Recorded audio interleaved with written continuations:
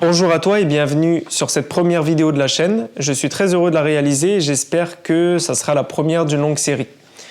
Alors aujourd'hui, nous allons nous attaquer à un livre de Robert Greene qui s'intitule Power, les 48 lois du pouvoir. Et ce livre, c'est un véritable trésor pour quiconque s'intéresse à la nature humaine, à la psychologie.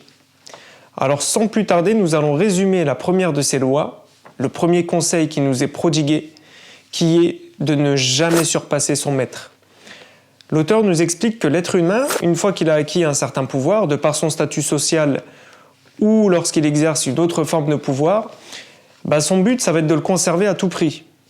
Et s'il se sent menacé par votre personne, alors il pourra vous virer sous n'importe quel faux prétexte à la moindre occasion.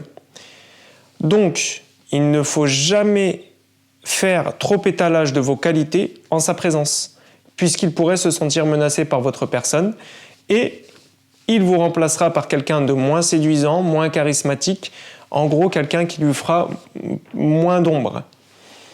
On veut toujours être sur le devant de la scène, même lorsqu'on est introverti, voilà, c'est toujours agréable de se sentir valorisé par les autres. L'auteur nous demande aussi de flatter l'orgueil du supérieur, mais attention, la flatterie, pour être efficace, elle doit être subtile. Une flatterie grossière, directe et contre-productive. Au mieux, elle te fera passer pour un lèche-cul. Non, pour qu'elle soit efficace, il va falloir trouver de réelles qualités que ton chef possède et les lui faire remarquer subtilement. Enfin, selon Robert Greene, on peut aller plus loin en attribuant ses idées, ses bonnes idées à son chef et en faisant de petites erreurs, volontairement. Puisque, selon lui, un chef dont l'expérience ne te sert pas, est un chef qui peut t'en tenir rigueur.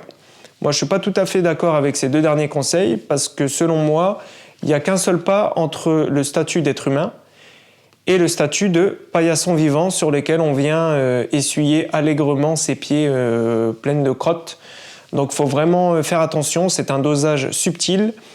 Il faut faire attention à ce qu'on dit, à ce qu'on fait, à son comportement et ne pas trop s'abaisser non plus.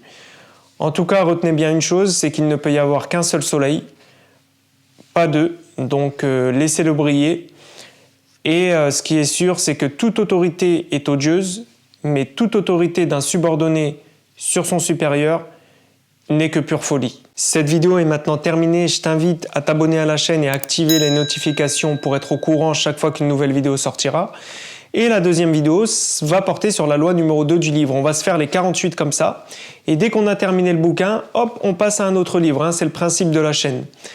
Donc je te dis à bientôt, porte-toi bien, peace!